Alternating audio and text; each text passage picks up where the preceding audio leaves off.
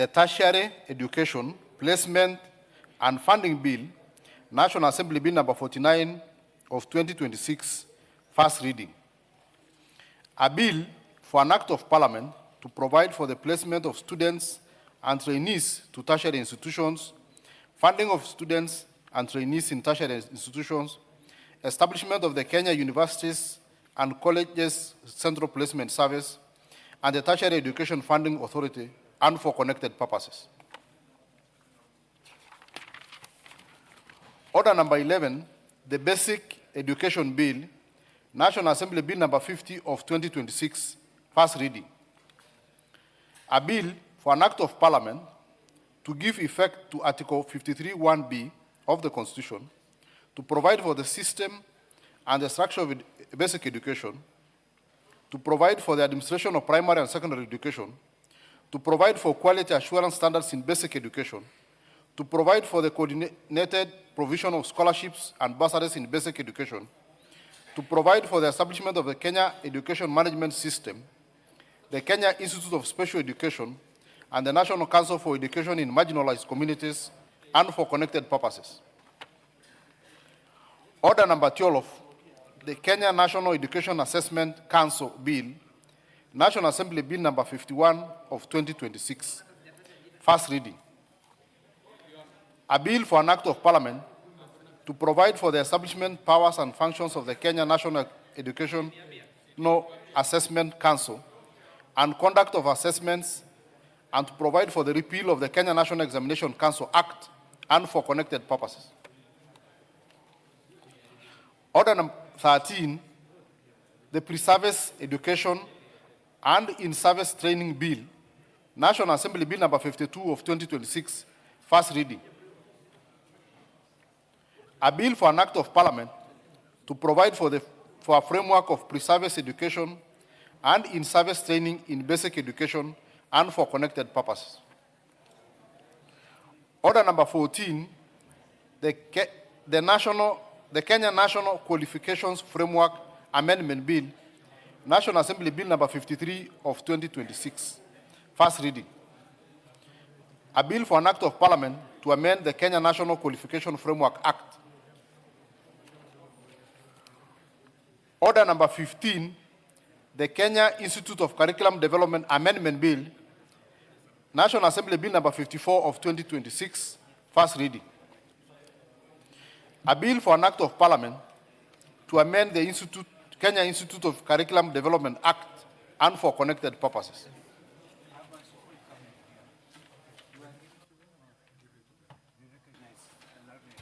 Thank you. Honorable members, when we will get to order number 16, there's a request that in that committee of the whole we stay Roman 3 Business Laws Amendment Bill.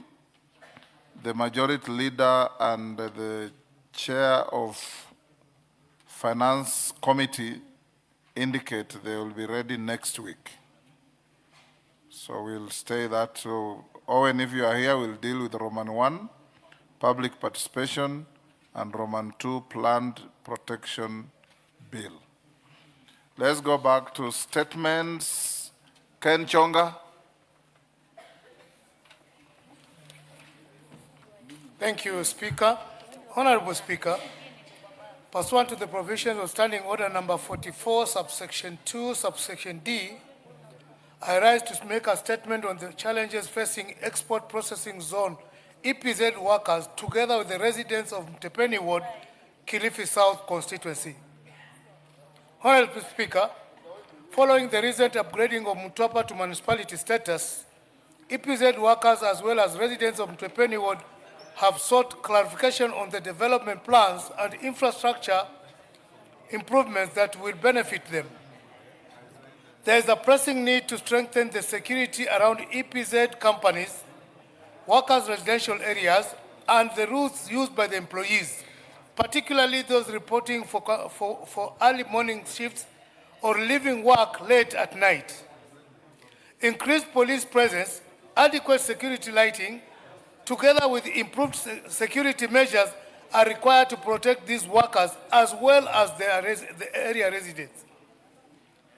Honorable Speaker, A significant number of EPZ workers are engaged on very short-term contracts, at times lasting only 1 month to 3 months, resulting in serious job insecurity for workers, together with their families. There is need to investigate the widespread use of such repeated short-term contracts to ensure that employment terms comply with the labor laws of Kenya. Additionally, EPZ companies operating within Mtepeni will benefit substantially from the labor as well as resources of the local community, yet meaningful corporate social responsibility programs remain limited. These companies ought to support community water projects, assist needy area residents, students, and learning in local schools, support local health, sanitation, and youth skills development initiatives. Honorable Speaker, concerns have also been raised regarding workers' retirement benefits, pension contributions, and other services related to deductions. Workers are entitled to clear information on deductions made from their salaries to confirm that all statutory contributions are remitted to the relevant institutions.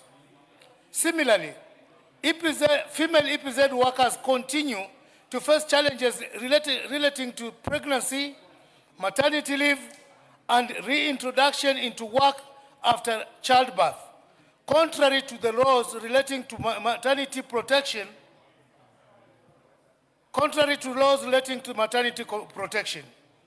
Honorable Speaker, the rising cost of food, housing, transport continues to outpace the wages earned by many EPZ workers. There is therefore need for intervention to ensure that workers receive fair, lawful wages, safe, affordable transport for early and late shifts, as well as access to local employment and technical or vocational training opportunities that equip young people in the area and across the country with the skills required by manufacturing sectors. Honorable Speaker, in conclusion, the welfare of EPZ workers remain a matter of national importance, central to the government commitment to decent work and fair labor practices.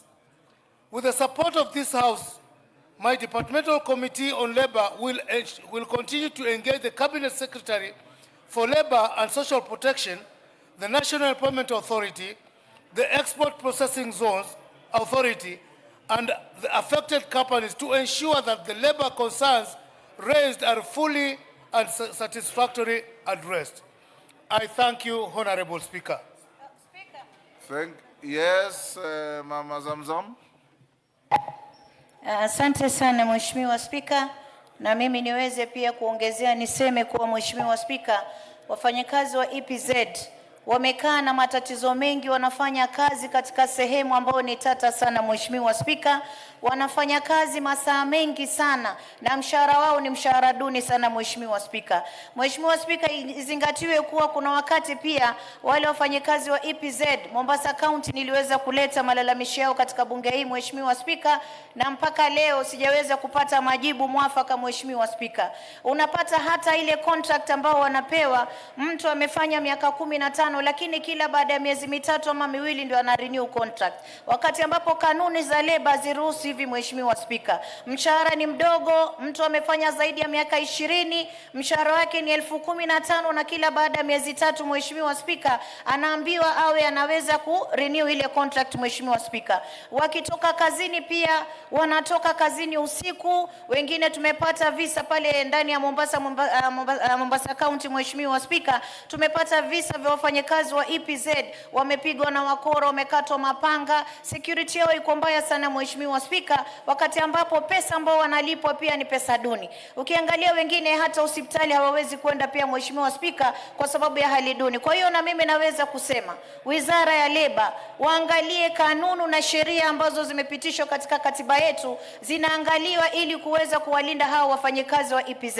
Nikimalizia Mheshimiwa Spika, nimeona watoto wangu wa kutoka Nyali Primary, Nyali School wako hapa, na mimi kama mama county wao nawakaribisha. You are out of order. The Speaker doesn't know that there is any Nyali in this house until we acknowledge them. Then you can see Ken Chonga. I just noticed that you are asking for a statement to the committee that you chair. Speaker, Majority Leader, you hear that? actually, if you look at my statement, Speaker, I rose on standing order number 44, subsection 2, subsection D. So it's not that I'm requesting for a statement.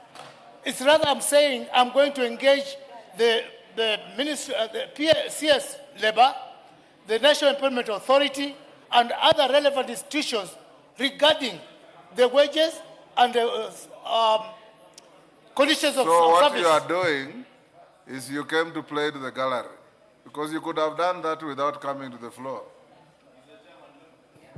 I am the chairman Labor. I cannot seek for a statement. I'm only standing for a You point got of my position. message. It's okay. Take Thank your you. seat. Thank you, Speaker. Karemba. Thank you. Thank you, Honorable Speaker. Request for a statement regarding an authorized payment by the Kenya Tea Development Agency, KTDA, to Oriole Homes Limited. Honorable Speaker, pursuant to the Standing Order 44-2C, I rise to request a statement from the chairperson of the Departmental Committee on Agriculture and Livestock regarding payment of Kenya shillings 322.5 million by the Kenya Tea Development Agency, KTDA, to Oriole Homes Limited on the 18th of May 2026. Honorable Speaker, in May 2025, Oriole Homes Limited, a company associated with the Sajiu Group, was awarded a tender to supply 99,000 tons of NPK fertilizer to KTDA under a government-backed subsidy program. Though the delivery was delayed, it was completed in August of 2025, and the agency paid the full contract value of approximately 9 billion Kenya shillings, bringing to a close the contractual obligation. Honorable Speaker, on the 28th of January 2026, approximately 5 months after the fulfillment of the contractual obligation, Oriole Homes Limited sought an additional amount of Kenya shillings 322.5 million, being foreign exchange loss arising from the delivery delays, which it allegedly characterized as force measure. The KTDA board considered the matter and declined to approve the payment. Notwithstanding this position, full payment of the additional amount was subsequently made on the 18th of May 2026. Honorable Speaker, the Directorate of Criminal Investigations has since launched an inquiry, and on the 28th of July 2026, summoned 5 current and former officials of the agency to produce contract documents, board and tender committee minutes, the financial records associated with the tender. Honorable Speaker, it is against this background that I seek for a statement from the chairperson of the Departmental Committee on Agriculture and Livestock on the following. 1. The legal and contractual basis upon which the KTDA paid Oriole Homes Limited Kenya shillings 322.5 million on the 18th of May 2026 after completion and payment of the initial amount contract. 2. The source and budgetary allocation from which the Kenya shillings 322.5 million payment was made, including whether the requisite financial approvals were obtained. And 3, the status of the investigations into the payment of by the Directorate of Criminal Investigations, including whether KTDA and relevant officers have submitted the documents and information sought and any action taken by the relevant authorities arising from the inquiry to date. I thank you, Honorable Speaker. Dr. Mutunga, when can you bring a response? No joyriders. In 2 weeks, Honorable Speaker. 2 weeks? Yes. Okay, bring your response in 2 weeks. Honorable members in the public gallery, before we go to responses, I acknowledge Ndiuni Primary School from Taraka, Tarakanithi, Cheplaskei Primary School from Mgwen Nandi, MCK Abudhuguchi Boarding from Sendo Ementi Meru, Bikeke Comprehensive School from Kiminini, Trans Nzoia. In the Speaker's Gallery, the Nyali School from Nyali, Mombasa, Sony Complex School from Awendo, Migori, and MM Shah Academy from Muvita, Mombasa. Mama Zamzam, now I give you half a minute to welcome your school Asante and sana. all the others. Asante sana Mheshimiwa Spika. Mimi nichukue fursa hii kuwakaribisha wanafunzi wote ndani ya jumba hili, jumba linalotunga sheria, na hasa watoto wetu wa kutoka Mvita MM na wale wa Nyali School. Niwaambie mama yenu leo niko bunge kwa sababu ya kuzingatia masomo. Na niweze kuambia kuna wengine watakuwa kama sisi, wengine watakuwa maprofesa, wengine watakuwa mapresident, wengine watakuwa anga zingine, lakini yote niweze kuambia wanafunzi kuwa yataka nidhamu na kuweza kufuatilia ule msukumo ambao umeweka katika maisha yako. Uwe na ndoto, wataka kuwa nani katika maisha yako. Kama mama yenu kutoka mama Mombasa County, mimi nawatakieni kila la kheri. Mmekuja huku muangalie vile tunavyoangalia mambo ya bunge kutunga sheria, na Mwenyezi Mungu awaregeshe nyumbani nyote salama. Watoto wote ambao mko hapa mfike nyumbani salama, na walimu wote na washukuru kuangalia hawa watoto wetu. Asante sana Mheshimiwa Spika. Asante sana. On behalf of the Speaker and the whole House, we welcome the students, their teachers, and those accompanying them to the House of Parliament. We go to responses to statements. Yes. Donya, what is out of order? Give Honorable Donya the mic. Yes, Donya? Mr. Speaker, I've heard you've said it's time for responses. I did a statement on university to the Ministry of, to the Chair Education 4 weeks ago. I've not received my response. I've been expectant of the statement until today. I've not gotten the response, Mr. Speaker. And if you can remember, today is on 11th. Next year, time like now, we'll be counting the results. So, Mr. Speaker, I need my response before. Thank you, Mr. Speaker. Yes, Honorable Donya. Majority Leader, I saw Meli here. Where has he gone?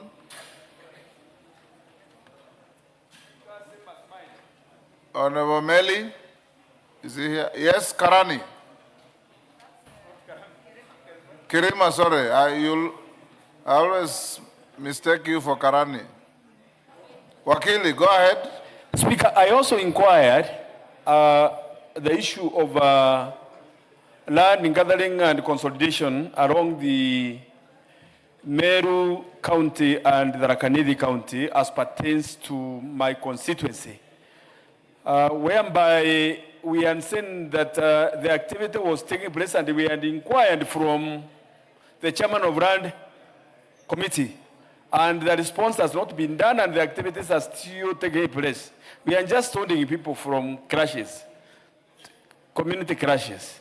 Because we cannot call them tribal crashes because they are the same community. But now, what do we do? Because the statement, the answers have really taken a lot of time. And we were given 2 weeks to have a reply. Now this is the 4th week. Is point made, is Nyamoko in the House? Anybody from the Lands Committee, Majority Leader, tell the Chair Lands to bring a response to Honorable Kirima on Thursday. Okay. And also this week. and also to respond to Donya, that is Meli, on Thursday as well, this week. Is Chege Njuguna in the house? Honorable Chege Njuguna is not here. Statement stayed. Yes, Honorable Honorable Speaker, Leader. you know, this member for Kandara, Yes. no, he's fond of listing questions and statements, and he's never in the House. And I know he has challenges, he's always in the US. I would really seek, because these statements keep coming up What here. does he do in the US? I have no record of giving him permission to go to US. Honorable Speaker, I am certain if we checked our records, the member for Kandara is hardly ever in the House. Hardly. I even wonder who represents the people of Kandara here, as much as they have the women rep who can speak for them. But I would really plead that this statement, instead of deferring it, we just drop it all together. Statement dropped. David Mboni. David Mboni from Kitui Rural. You are in the house. Tongoyo, are you ready with this? Yes. Go ahead.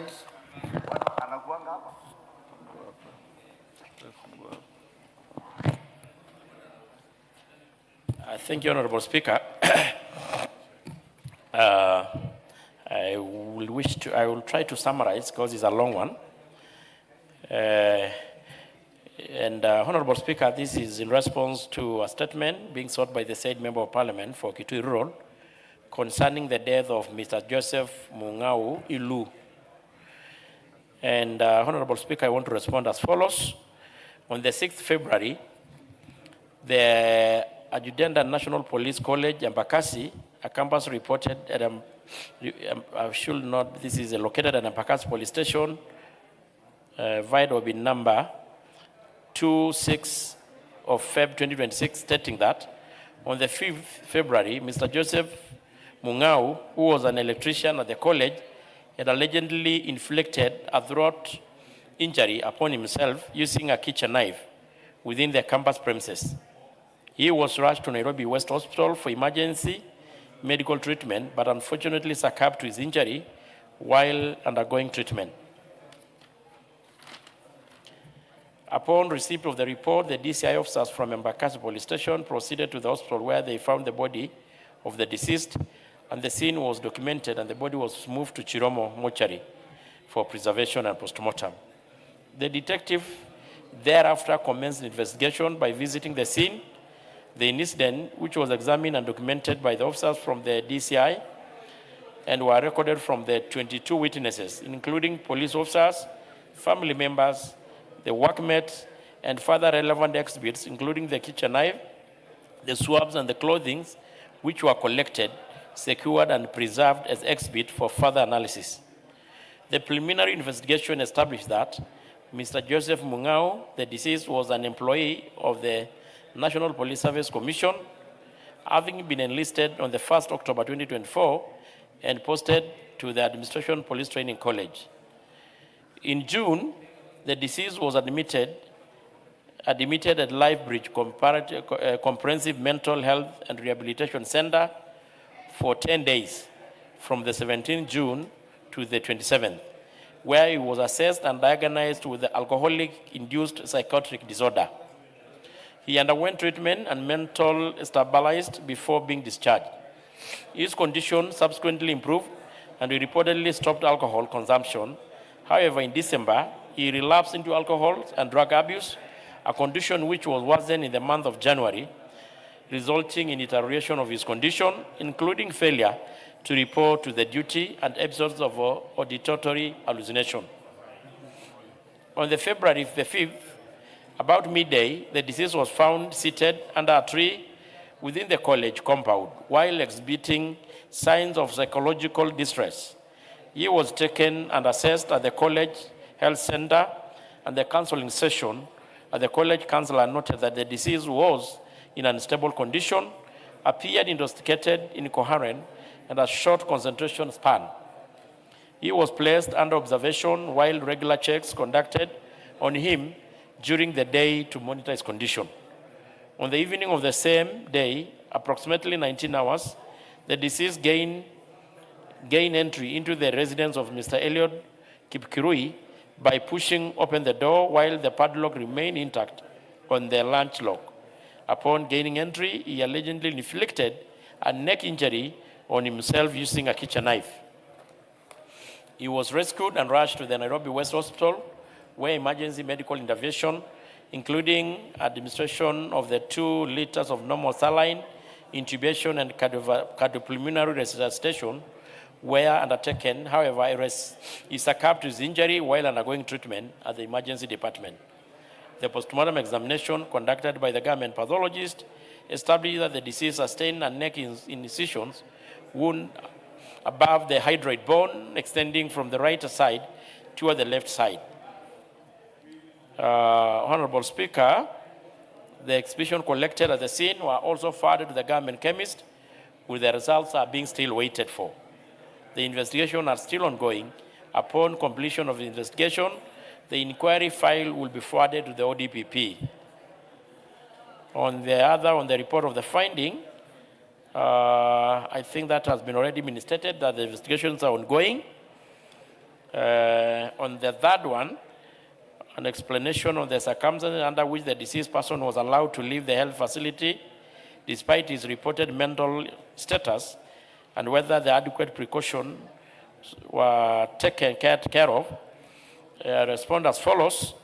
On the 5th, the deceased was taken to the college health facility for assessment for exhibiting signs of mental instability, and he was subsequently referred to the college counselor, who observed that he appeared intoxicated and stable. I think I had already mentioned that, and intoxicated. And the counselor recommended further medical intervention and made arrangement to take him to Bliss Hospital on the 6th February. However, the deceased declined immediately admission to a mental health facility, citing the need for to inform his family. Pending further medical intervention, the deceased was placed under observation with regular checks conducted during the day to monitor the condition. The college counselor monitored his progress and visited him at different intervals, including the 14:34 hour and the 16 hours. At approximately 17:30, the counselor visited his residence but did not find him there. The deceased was accommodated within the police lines, where he was known to both police officers and civilian staff, who continued to monitor his well-being. The intervention undertaken included medical assessment, the counseling, close observation, arrangement for further treatment and referrals, and the safeguarding him from the risk of self-harm.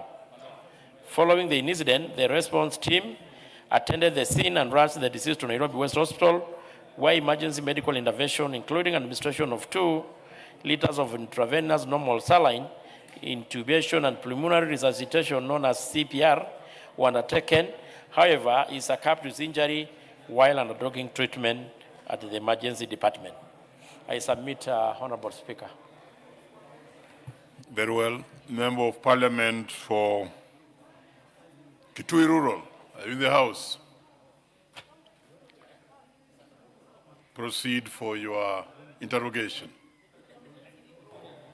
Yeah, thank you, Mr. Speaker. Mr. Speaker,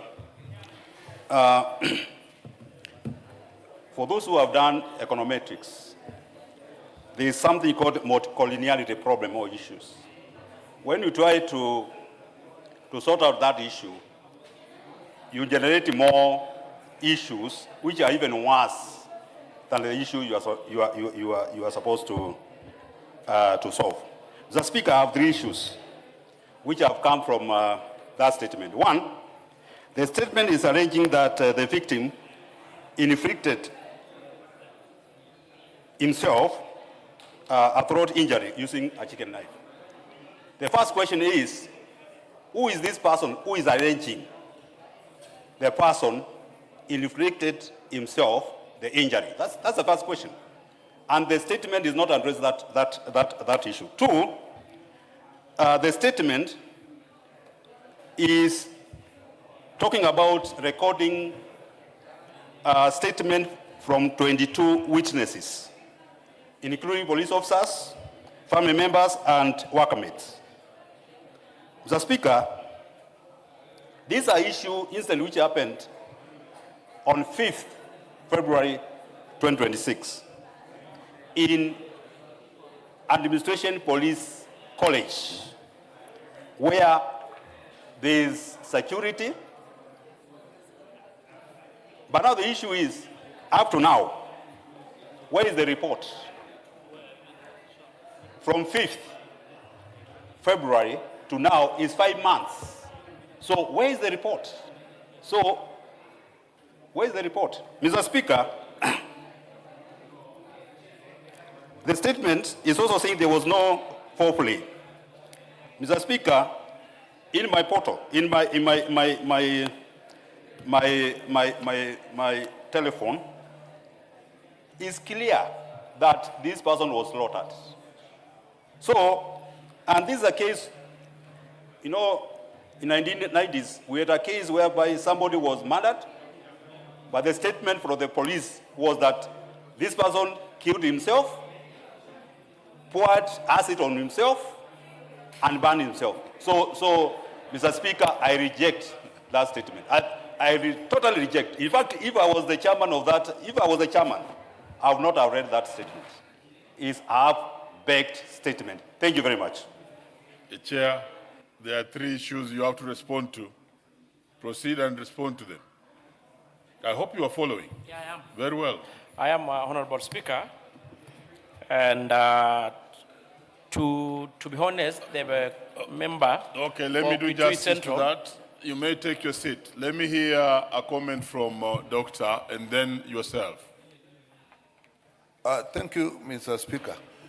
When I listen to what is being, the explanation that is being given, there's a very disturbing aspect that is coming out, that it was actually suspected this person was mentally unwell.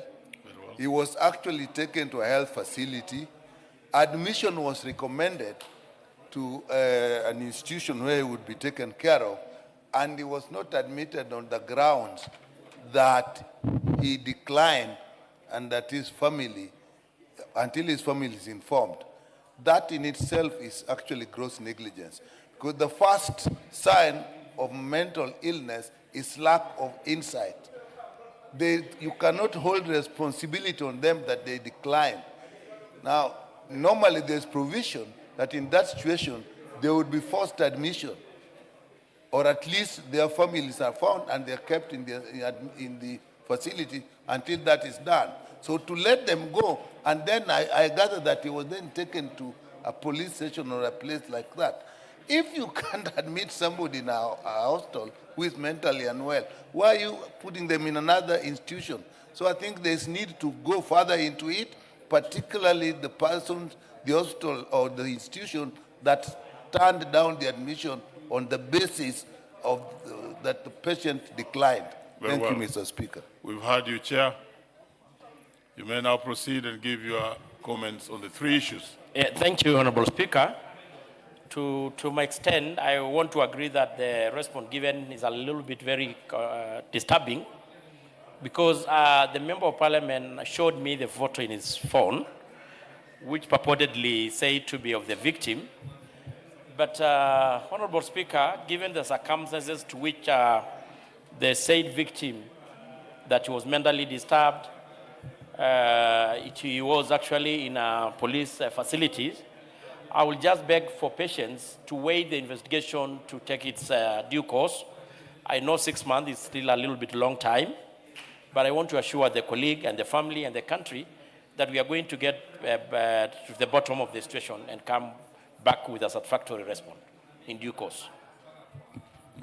Very well. So you are agreeing it's not fully satisfactory, but investigations are going on. Very well. We may raise that matter there and wait for investigations. Yes, Honourable Member, what is it? Is it on the same? Okay. You are on a point of order. Thank you, Honourable Speaker.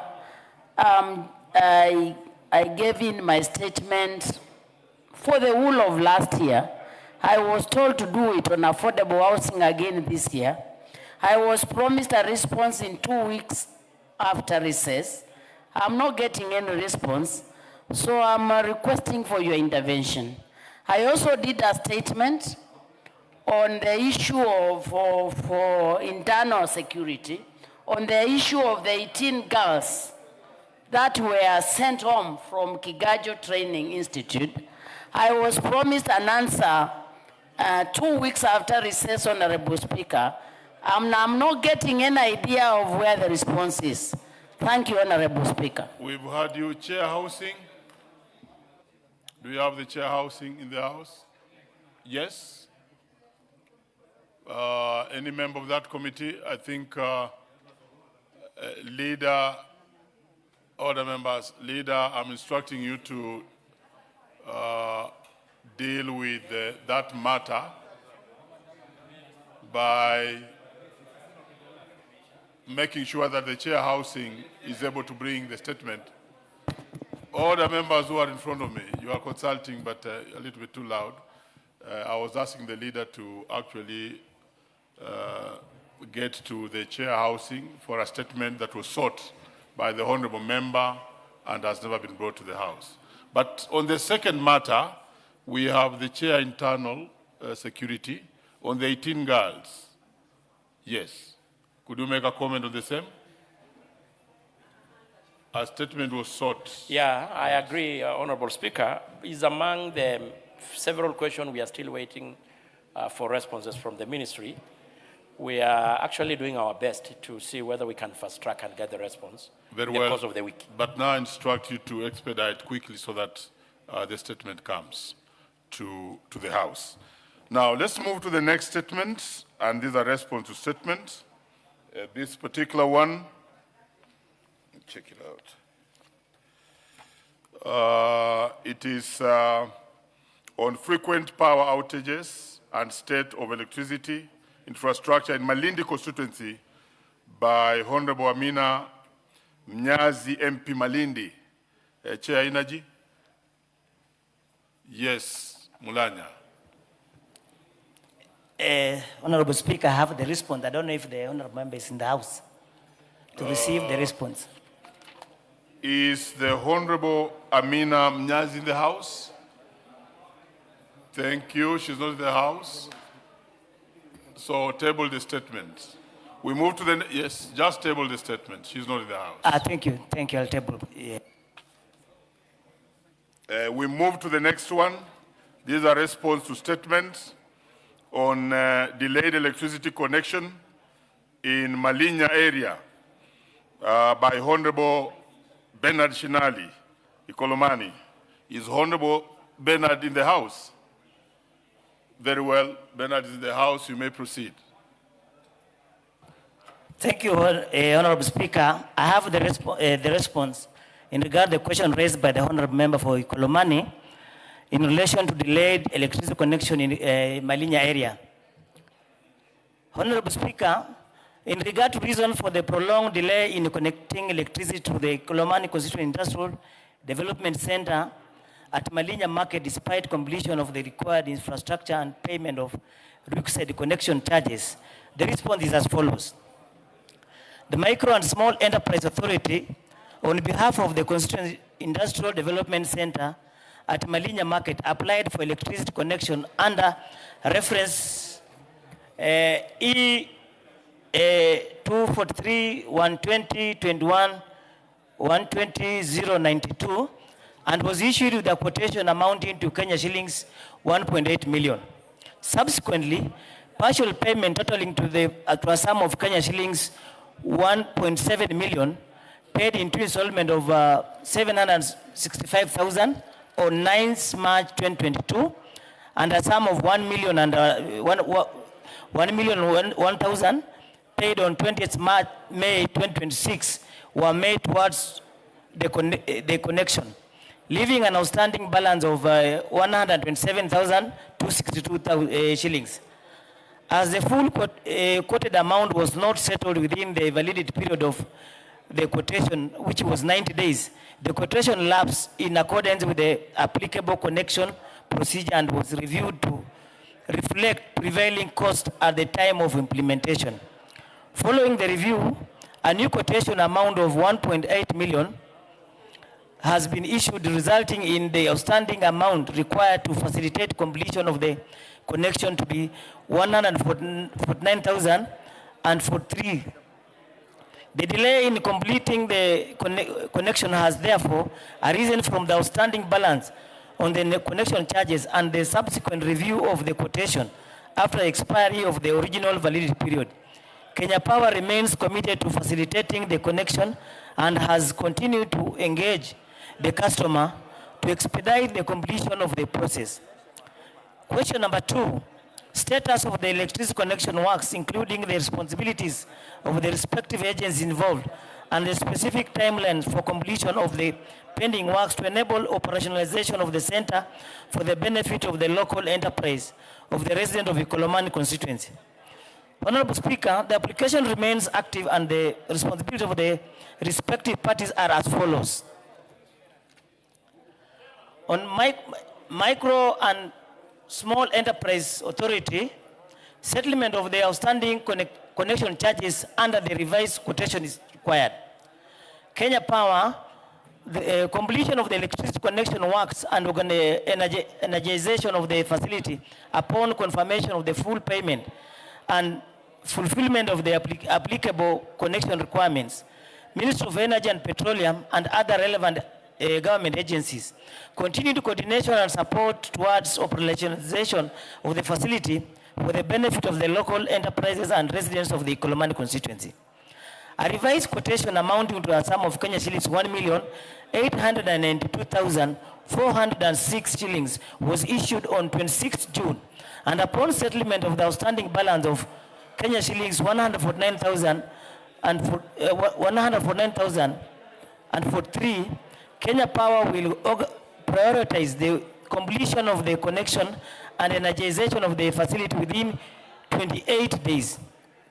Honorable Speaker, the Ministry and Kenya Power recognizes the importance of the center in supporting industrial development and employment creation and enterprise growth within Ikolomani constituents and are committed to supporting its operationalization at the earliest opportunity. On question number 3, measures being taken by the Ministry of Energy, Kenya Power and Lighting Company and other relevant agencies to safeguard the facility, machinery and public assets from the further deterioration, vandalization or theft pending operationalization. Honorable Speaker, the Ministry of Energy and Petroleum and Kenya Power appreciate the importance of safeguarding public investment pending operationalization of the facility.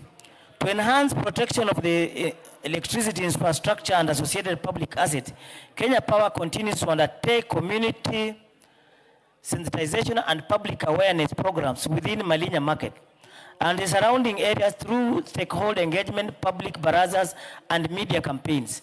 These initiatives promote community ownership of the public infrastructure and encourage prompt reporting of vandalism and theft incidents. Honorable Speaker, in addition, Kenya Power works closely with the local administrations, security agencies, community leaders, and other stakeholders to discourage vandalism, enhance surveillance of electricity infrastructure, and support protection of the public asset within the area.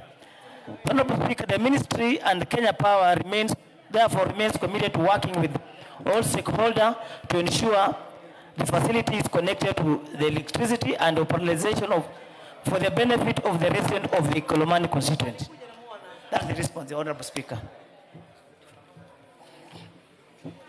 Very well. Before Honorable Shinali takes to the floor, allow me to acknowledge the presence of the following schools, both in the Speaker's Gallery and the Public Gallery. In the Public Gallery, we have Victoria School, Kisumu Central, Kisumu County. We also have Bethel Junior Academy, Keses constituency, Wasingishu, and we also have Genesis Highway Junior School of Kisumu East, constituency, Kisumu County. In the speakers gallery, we have SOS School, Nyali, Mombasa, and then we have Tareni Day School, South Imenti in Meru. Let me ask the member for Kisumu, Shakir Shabir, is in the House, to welcome all the schools. Thank you, Mr. Speaker, sir. It is my honor to welcome Genesis, and on behalf of my colleague, Honorable Dr. Aron, even Victoria School is here, and we spent our younger days there. Welcome to the House, together with the other schools, Keses and others. And this is the House where laws are made, and we welcome you here. Thank you very much, sir. Great Honorable Shakir, on behalf of the Speaker. Yes, Honorable. What is it? The Honorable Member on my extreme left. Yes, please give her the microphone. On your left. Oh, it's okay. Thank you, Mr. Speaker. I have just stood to seek your indulgence. I actually requested for a statement. Order. Just take a seat first. On behalf of the Speaker and the House at large, let me welcome all the schools who have visited the Parliament and wish you safe travel as you go back to your various schools. Yes, we can hear the Honourable Member now. Proceed. Thank you, Mr. Speaker. I just wanted to seek your indulgence. I actually requested for a statement from the Ministry of Energy concerning 40 transformers from Getwi's constituency, and it's now more than 2 months since I sought for that statement.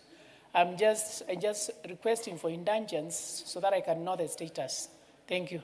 Very well. The chair or the representative of the chair energy is in the House, and therefore, Honorable Mulanya, when you'll be speaking, when you'll be replying to Honorable Shinali, you may also speak to that matter. Honorable Shinali. Thank you, Honorable Speaker.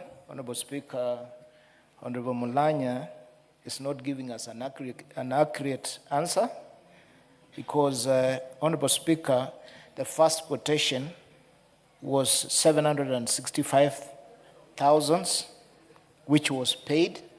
By the time it was paid, it was adjusted with another 1 million shillings, Honorable Speaker. And when the million was paid, Honorable Speaker, they adjusted with 125. When I requested this statement, Honorable Speaker, it is now 149 to be topped up. The period it has taken, Honorable Speaker, the first quotation was in 2022. This is 2026. Kenya Power is inefficient. We have to call it what it is. We are not able to make any progress in development in our institutions because Kenya Power delays in connecting electricity, removing poles from roads when we are constructing. Honorable Speaker, we have one road which is being constructed, launched by the President, is going on. And the contractor has decided to leave Kenya Power poles in the road and continue with the work. Honorable Speaker, it is time that this House and the executive look into issue of electricity connectivity such that it's no longer a monopoly. Kenya Power is enjoying a monopoly. This is why we have this. Secondly, Honorable Speaker, the institution that has been built and machine equipped by MCEA has no security. It has been vandalized. If they connected the electricity now, we are not even sure that the machines will work. Honorable Speaker, it is time Kenya Power, when they are paid, they are given limited time within which they should be able to connect power. Honorable Speaker, I call upon the chair and the committee. Honorable Mulanya, I want an accurate answer. I want proper timelines. You can't sit on 1.7 million and say you cannot connect because of 140,000, which you have, the Kenya Power has just adjusted now. Which figure is bigger than the other, Honorable Speaker? Is it 1.7 million or 140,000? Honorable Speaker, I submit. Mulanya will be dealing with the figures. I hope he's heard you. Let's hear Honorable Maungu. On the same?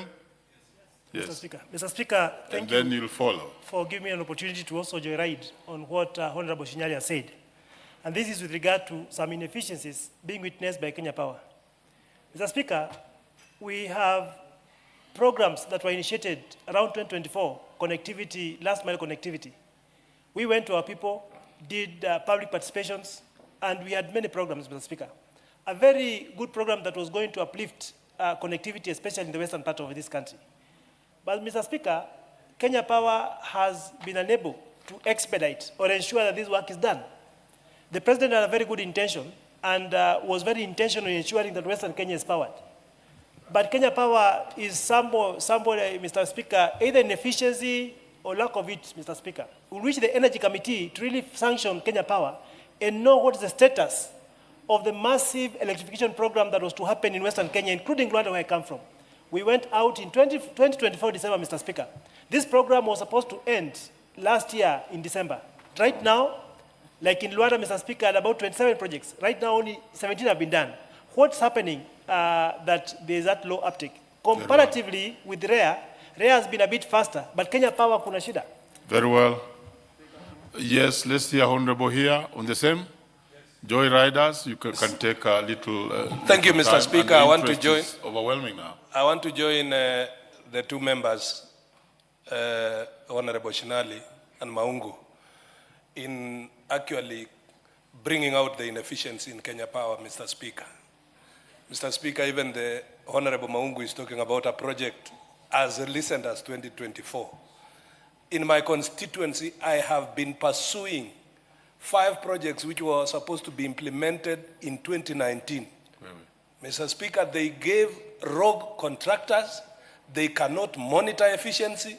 Poles have been standing in some of those projects for the last 7 years, Mr. Speaker. Every time you talk to Kenya Power, they are wishy-wishy. They claim that there is an investigation going on, while REREC, Mr. Speaker, is pushing very seriously, helping members of parliament to implement last-mile electricity projects in their constituencies, Mr. Speaker. And I also want to join in members in calling on the Energy Committee to bring order and to summon the CEO of Kenya Power, Mr. Speaker, to explain whether he is inefficient, he quits the job. We give many competent Kenyans to do that job, Mr. Speaker, because our people cannot be asking for development, and money has been given, and they are there buying their time, Mr. Speaker. We have heard him, and he has really delivered his point. Oundo.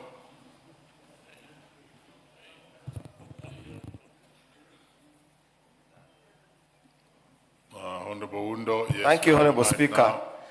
This issue of last mile connectivity project through Kenya KPLC seems to be a very well-designed scheme to frustrate members of parliament. You remember, Honorable Speaker, and Mheshimiwa Mnyilanya is very much aware that actually this project for Busia was launched in his constituency by the President.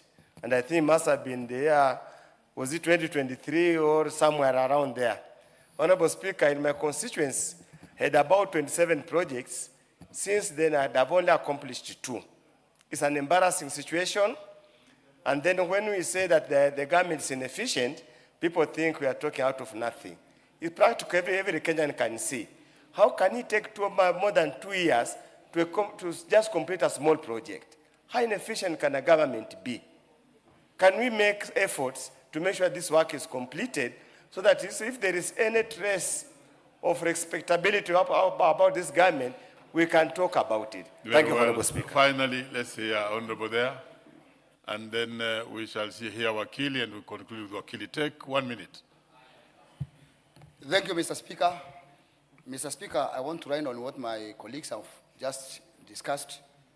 Mr. Speaker, in my constituency, Igembe Central, we have anti-poles, some erected, some lying on the roads for the last 3.5 years. And Mr. Speaker, whenever we try to talk to the contractor and the KPLC, they are always giving framed reasons. Last time, they were saying they have imported some cables and other electrical materials, and they have not been exempted from taxes. Mr. Speaker, I think KPLC, they have to come to their, to do what they are supposed to be doing. And I also implore on the Committee on Energy to move fast, because now they are shaming the government. The president comes, declares that I've given this constituency 500 million for electricity, then nothing is happening. We only see the polls, and the community and the people, the supposed users, are just wondering, are we going to be using the polls as electricity? So, Mr. Speaker, it's really embarrassing, and KPLC should wake up. Very well. And finally, Honorable. Thank you very much, Honorable Speaker. No. We were to give Honorable... somebody that side. Yes. Well, yes. Gishimu. I know you're a senior counsel, but this time it was for Gishimu. Gishimu, proceed. Thank you, Honorable Speaker. And Honorable Speaker, I must thank this government for being deliberate to connect as many people in this country with power. But I think what is lacking is the capacity on the contractors that are being given this work. Because money from the one bank is there for maximization and last mile connectivity. But you find that the contractors that were given this work are dilly-dallying in implementing what the government means well for the Kenyans. And I believe that is an area we need to check. And I believe, I agree with my honorable colleague who has said, we need to have the minister and the CEO implementing the last mile connectivity in this country to come for a Kamukunji in this house.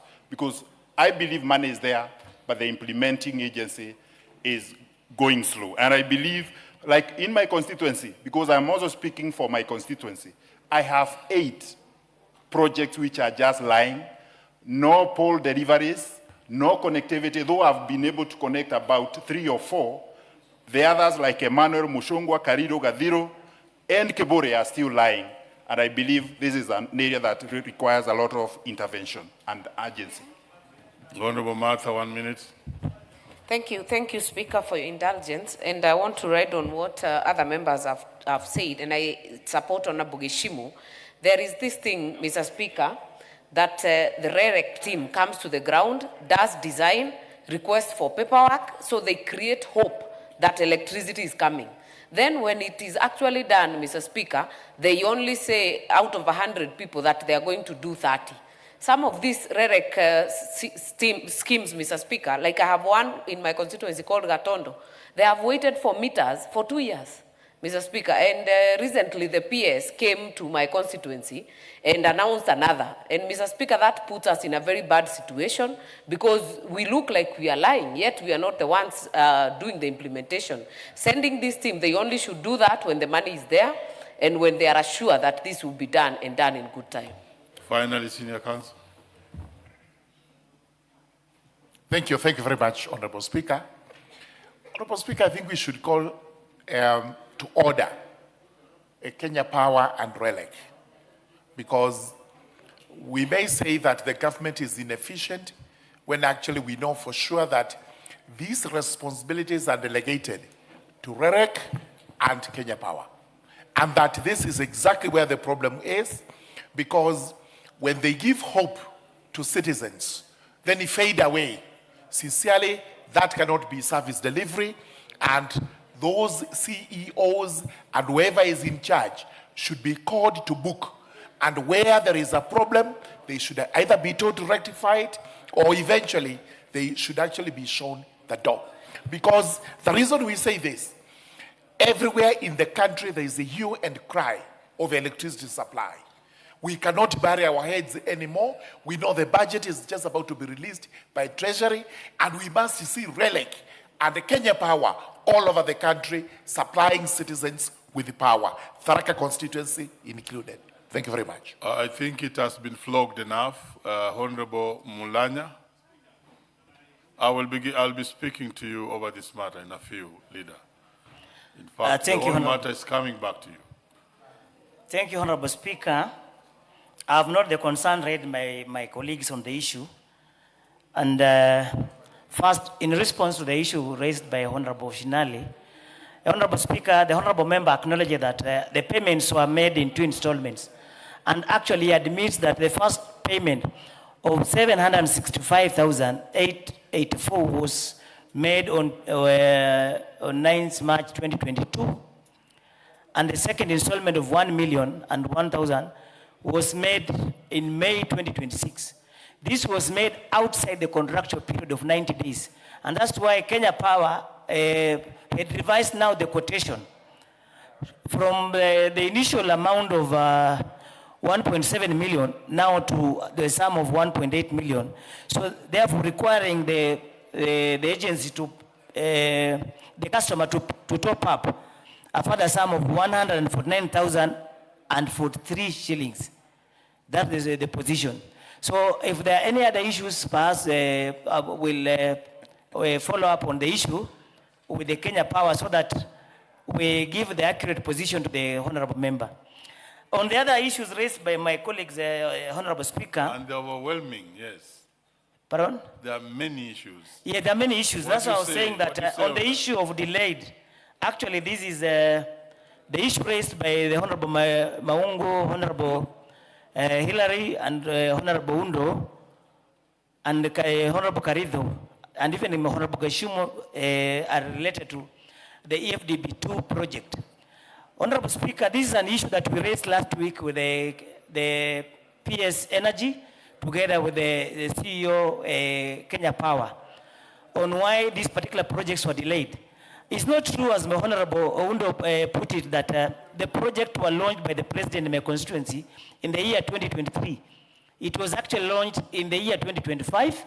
The true position is that the Kenya Power are experiencing problem with the donor funding element.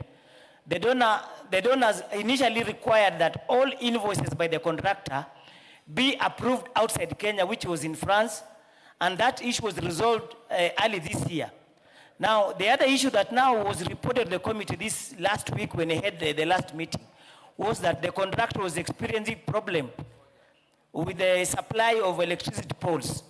We advised the PS to liaise with the Minister for Energy so that the contractor, in terms of contracting for the poles and the materials required for this particular project, can be expedited so that this project can be completed.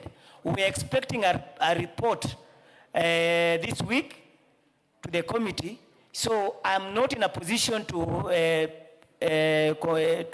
give a proper response at this particular moment, because even as a committee, we are concerned about this delay and we are waiting for the response.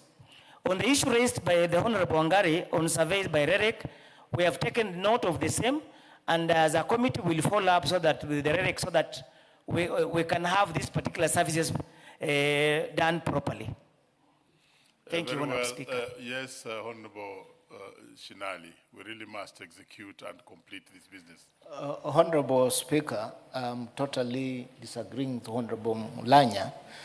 I was very clear. Honorable Mulanya is giving misleading information. MCA were issued with a first invoice of 765. They paid. By the time they paid, again, a review was done. A top-up of another 1 million. They paid. And now there is also a review. He's saying it was outside the contractual period. No, that is not I'm true. also following. That is not true. Proceed. Honorable Speaker, you cannot pay less the amount of the invoice to Kenya Power. They'll always ask you to pay in full the invoice. I request Honorable Mulanya to get accurate information because he's giving this information to Kenyans. And somehow when Kenyans see this information and they know what they are doing, they know what has happened, Honorable Mulanya, it's second like members of parliament or this house is giving information which is not true. Very well. Leader, are you still there? You wanted to speak to this? Thank you, Speaker. Speaker, the issue of electricity connections and power supply are very key, very crucial, because they take us to Singapore. You know, if we must walk on that path, on that road, drive in that airspace to Singapore, then one of the drivers that we must have is electricity connection and supply. Now we have two fundamental organs, that is REREC and Kenya Power, that are supposed to help us achieve this milestone. But what I see from both REREC and Kenya Power is a lot of inefficiency. And a lot of, because KPLC should be driven by business, because it's now a private enterprise. And every business enterprise is looking at profit. Now, profit does not come if you don't have customers. It is customers that give you money and you make profit. Now, Kenya Power is letting this country down, both the country and themselves, because if they're not connecting, if connections have been done by REREC and they're not providing meters, how then are they expected to make money? Enough money even to give a check to Exchequer, to pay their salaries for their workers and everyone. So I think we probably have the wrong people at Kenya Power that are letting us down, that are letting even the business down. Because you cannot be MD of Kenya Power who is not driven by profit. And profits can only come when we have enough connections. In fact, what I envisage is that Kenya Power should be pushing REREC to ensure all these social power projects are implemented so that they get more customers. But if they don't do that, then I don't understand which business school they went to. I don't. I really don't understand. Because this country must move forward, but Kenya Power must also move forward. Actually, energy companies in this world make more profit than even telcos. But what is happening at Kenya Power, the telcos are making more profit than energy companies, Honorable Speaker. So we would like to tell Kenya Power from the floor of this house, pull up your socks. Pull up your socks. Pull up your socks. Because that's what you need to do, so that Kenyans get the advantage of having electricity. So that when we are talking about Kenya beyond Vision 2030, we are talking about power connections. That's what we need. This country should not have even one village, one house, not having power. At this level of development and this level of this country's development, we should not. But REREC also needs to have more innovative ways of raising funds. They should not just sit to wait for Exchequer. REREC should not just sit and say, tell an MP, look, we don't have enough money and therefore we cannot connect. Why are you there? Why are you there? You are formed to ensure that you do the right things, including looking for innovative ways of getting money to connect homes. Honorable Speaker, the people of Kilifi North always ask me, when are we getting power? I am in government, and I am happy being in government, Honorable Speaker. But REREC should not let down. They have a mission. They do have a mandate. And they should not just sit back. Supposing Exchequer doesn't give them money, will they shut up the company, or they just be receiving salaries? Honorable Speaker, REREC must do their job, the job for which they were created. If they don't, they should ship out. I thank you. But I think you should have extended this beyond just lamentation, because I gave you this last chance as leader. And as leader, then we must interrogate. And therefore, I'm now instructing that your office, yes, because that lamentation is everywhere. You can see Macau is on his floor. Everyone wants to speak on Kenya Power. Members, do specific questions between now and the time when we are asking the leader to call the CEO and PS of energy in the House. So, and REREC equally, so that members can deal with this. This matter is really concerning every member. Macau, you may take your seat, I know. And I'm intervening in a way that will help you. So, do questions, and in the next 2 weeks, that means next 2 weeks, the following Wednesday, bring to the House the CS Energy and the PS Energy and REREC CEO. Because this is very important also for not just Kenyans, but for members, because this is a business, core business of these members of the House. Yes. PS Energy. The CS Energy accompanied by the PS and the two CEOs. Very well.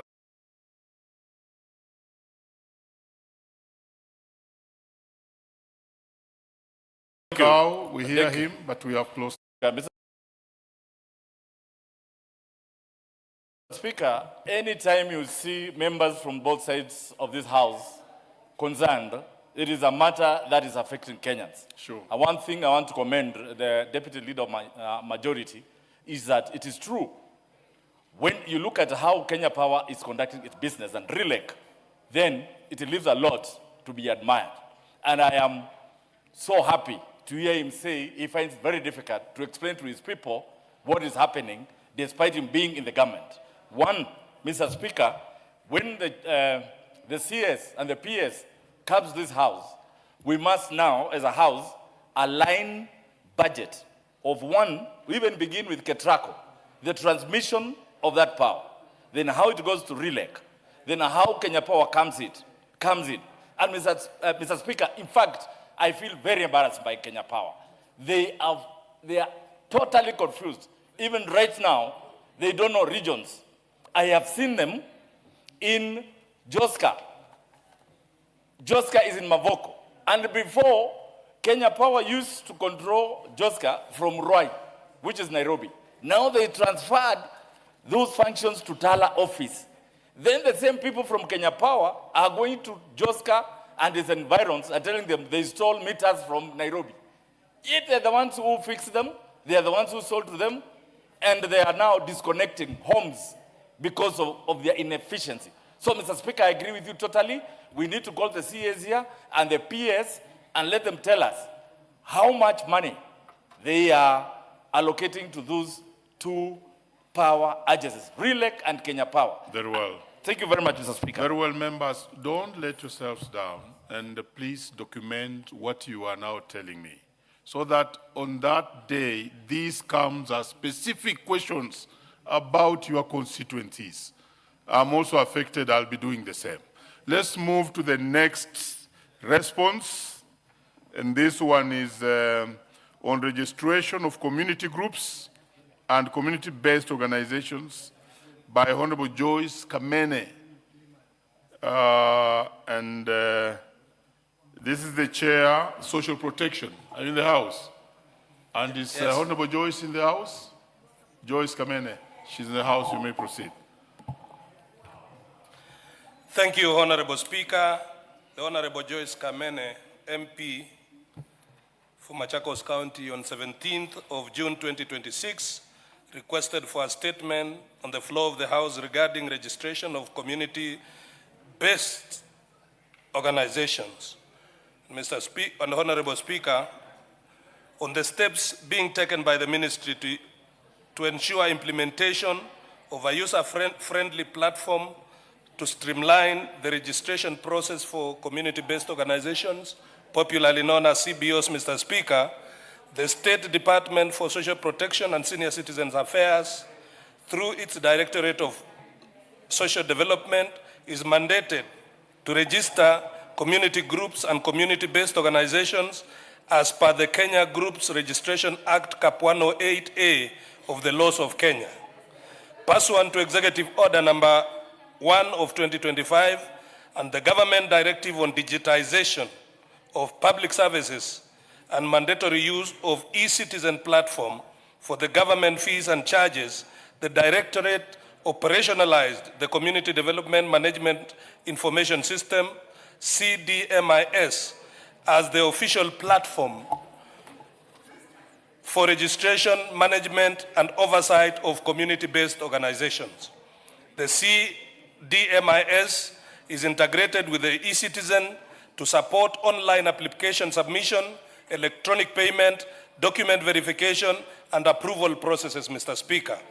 However, the system is not yet fully end-to-end, as issuance and collection of registration certificates is still done physically or manually. Despite this, the digitized process have significantly reduced manual handling, improved processing efficiency, and enhanced transparency and accountability. In addition, Mr. Speaker, the State Department has diversified service delivery channels through Huduma centers, where applicants may now apply for registration and collect registration certificates near home.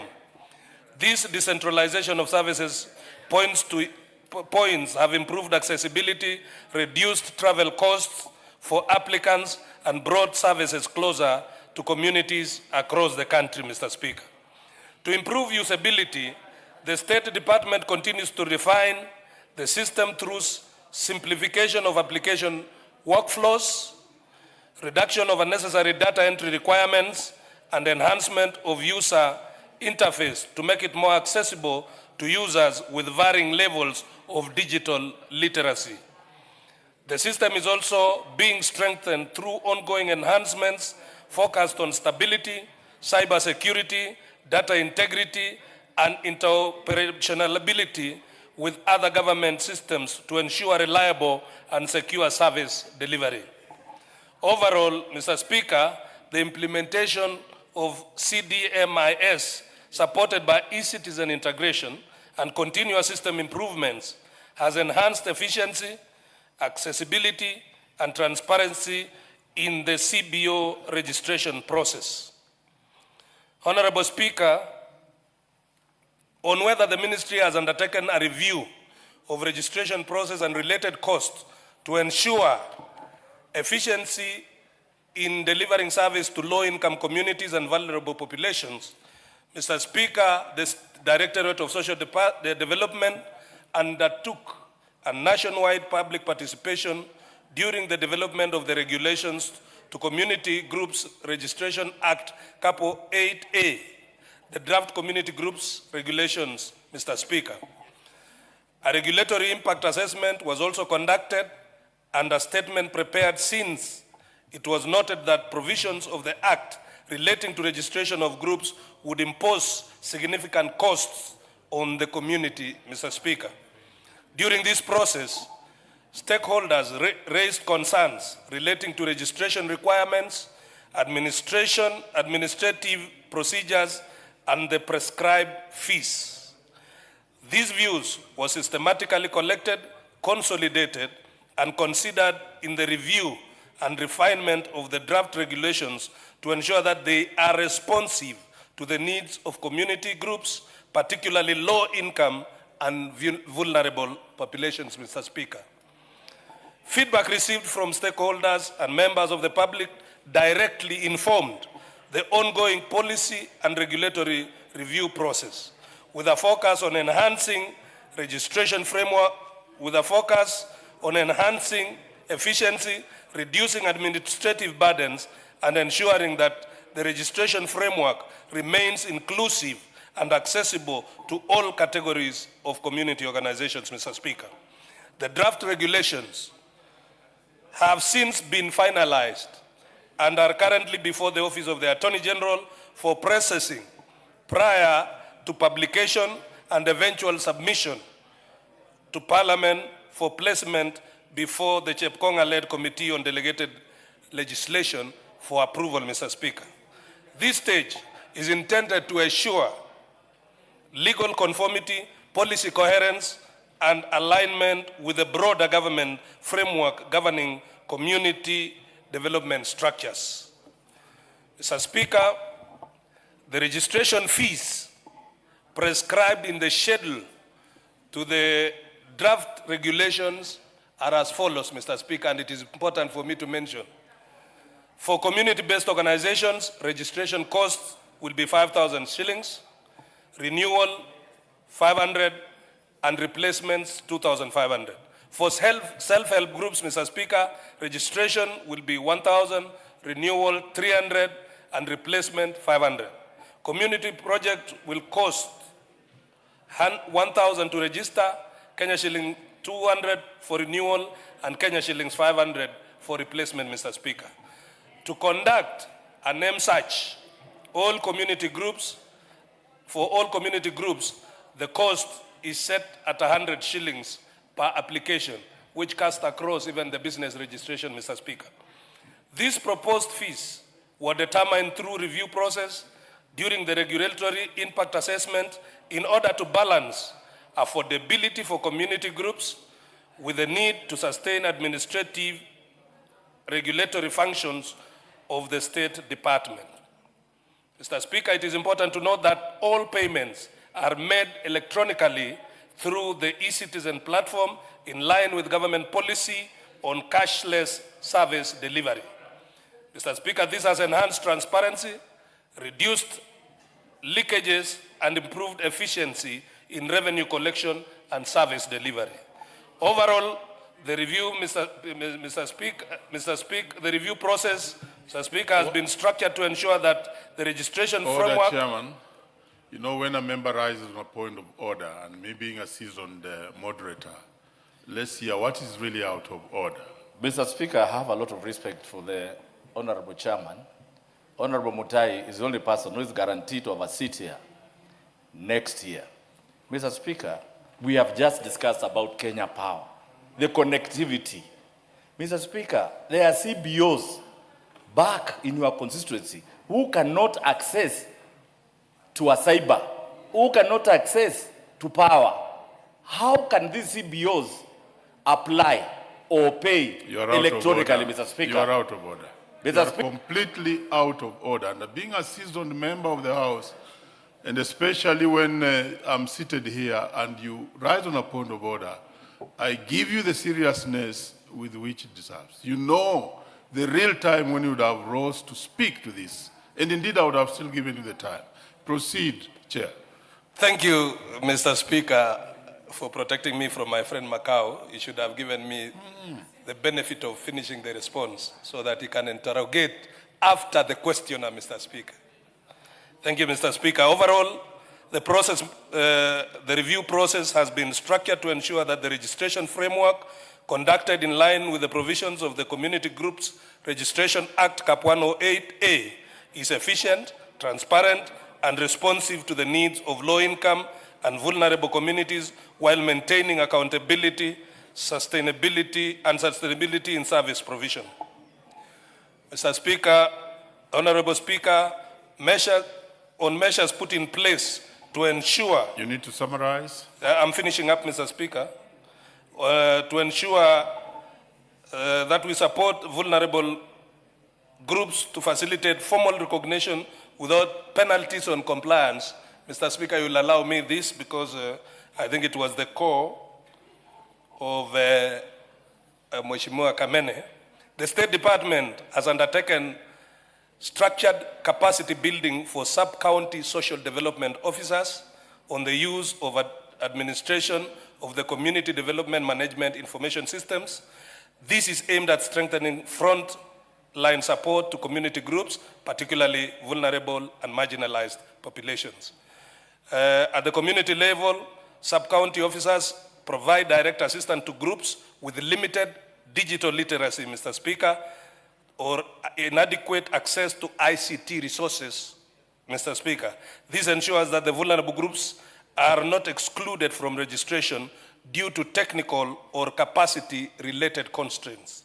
These measures are complemented by targeted sensitization awareness, creation initiatives to ensure understanding of registration requirements and procedures. Collectively, Mr. Speaker, they are intended to promote facilitated compliance and ensure that community groups achieve formal recognition without undue penalties arising from capacity limitations. Honorable Speaker, I submit. The Honorable Kamene. Joyce Kamene, MP. Mr. Speaker, indeed, I've heard the reply, but I'm not satisfied at all. First, Mr. Speaker, when you look at the charges that he's talking about that have been spelled out, that this is not what is in the ground.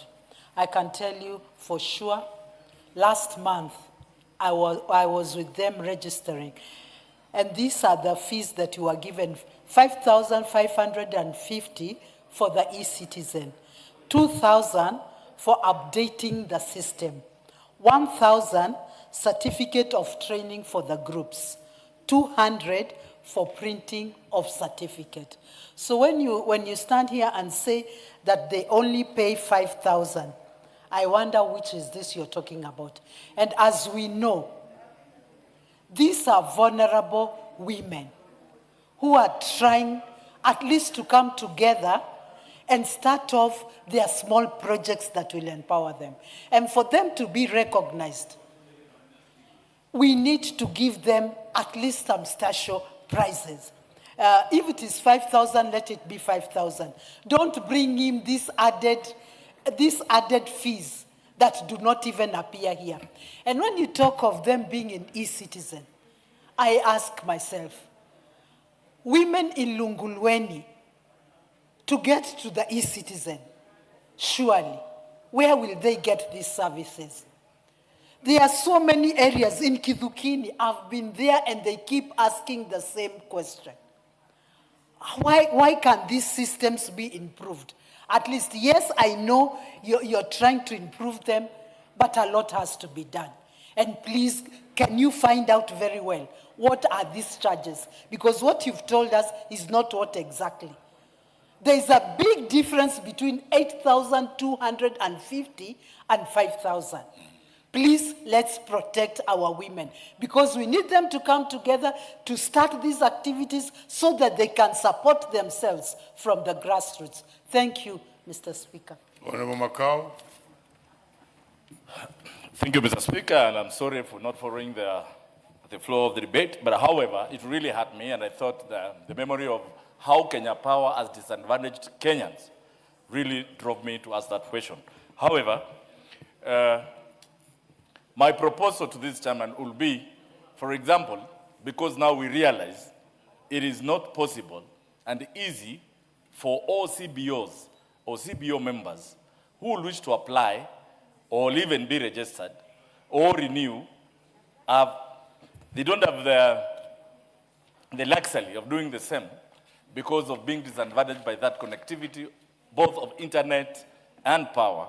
I am requesting my good friend to request the ministry and the relevant authorities that are charged with that function, that even some of the forms could be distributed through the county MPs or even through the administration.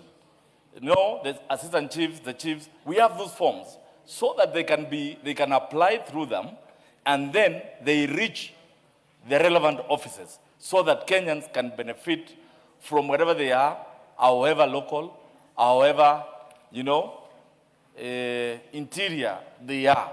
So, Mr. Chairman, I think we need to promote our groups, and if we have to realize the dream of going to Singapore, it begins from us empowering these women and the youth of this country. I thank you, Speaker. Thank you so much.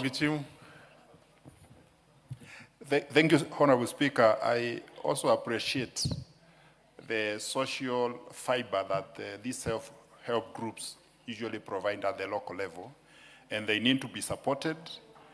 And the regulations that I must comment that the ministry is working on the regulations, and because the committee where I sit, chaired by Honorable Chepkonga, is an adversarial committee, it can only consider what has been brought before the committee. I request that the chair, the committee fast track and oversight the ministry to bring the regulations, and we'll be able to consider them. I'm happy also Honorable Joyce Kamene, the one who sought for the statement, also sits in that committee, and we'll be able to consider and make sure that the groups pay a reasonable amount, which is not exorbitant, for them to be able to operate. Thank you. Honorable Mtunga. Thank you very much, Honorable Speaker.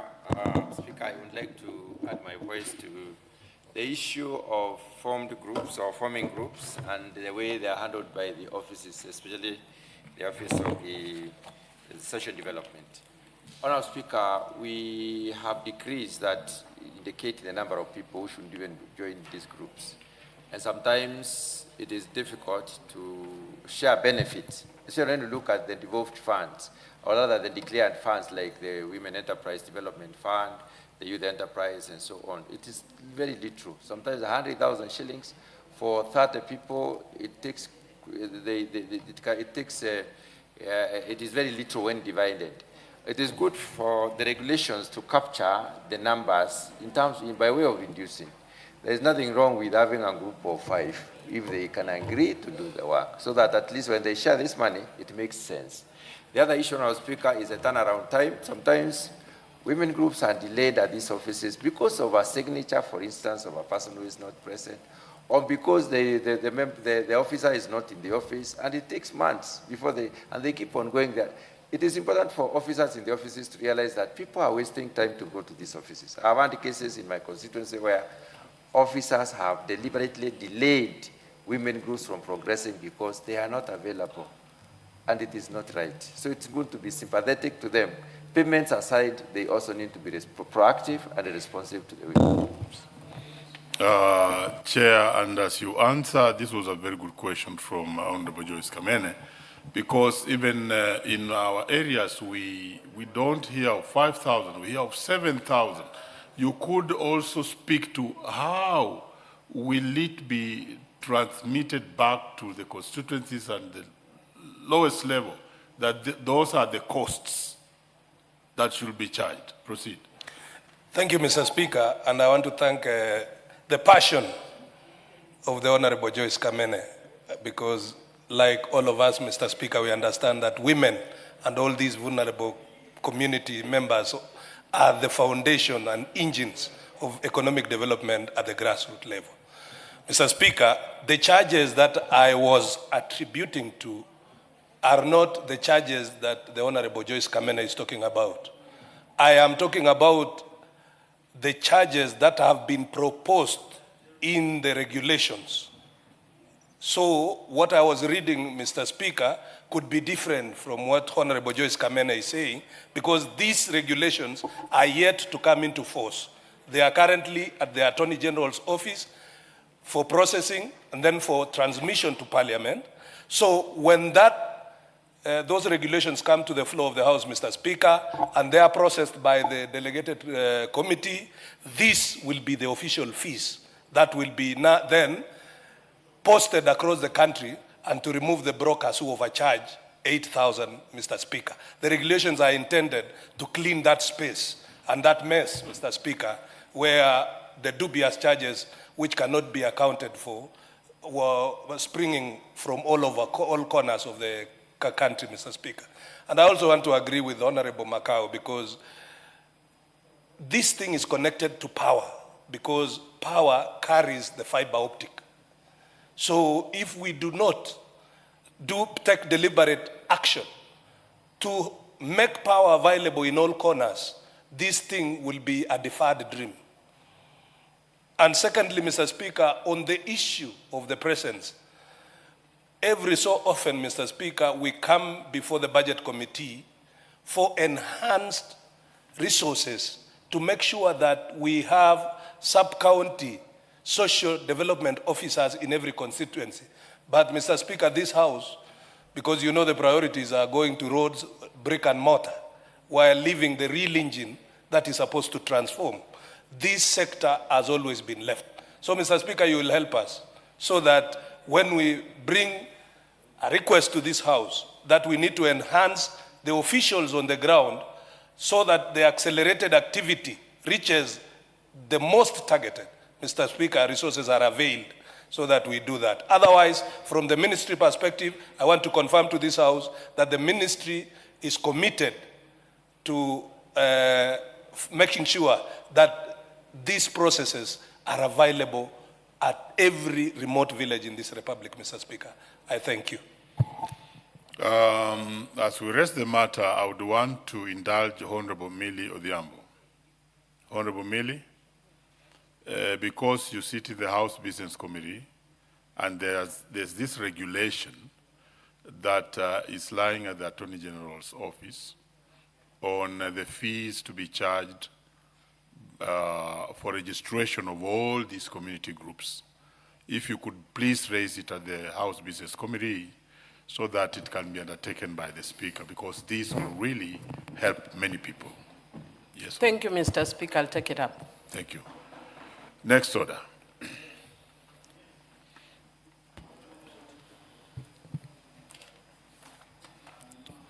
Order number 16, Committee of the Whole House.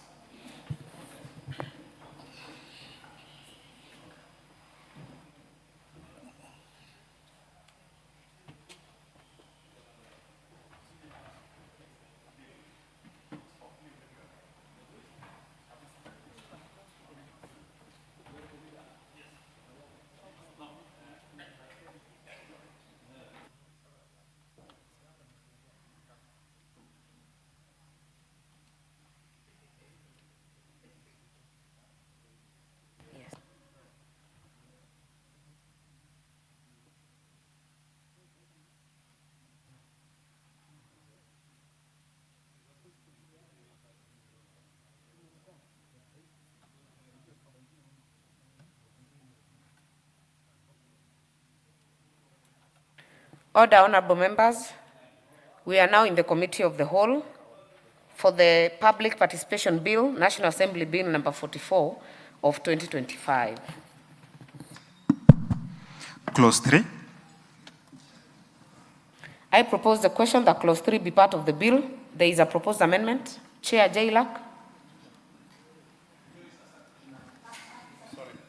It's wrong. Yes, we have it. Thank you very much, Honorable Chair. Honorable Chair, I beg to move that clause 3 be amended as shown on the order paper. We're just making a slight typo to add Article 174C, which provides for public participation as one of the objects of devolution. Purely to add an article that has been left out. Thank you very much, Honorable Chair. Very well. I propose the question that clause 3 be amended as proposed by the chair. If you intend to speak on this, kindly use the intervention. I now put the question that clause 3 be amended as proposed by the chair. Will as many as are of that opinion say aye? Will as many as are of a contrary opinion say nay?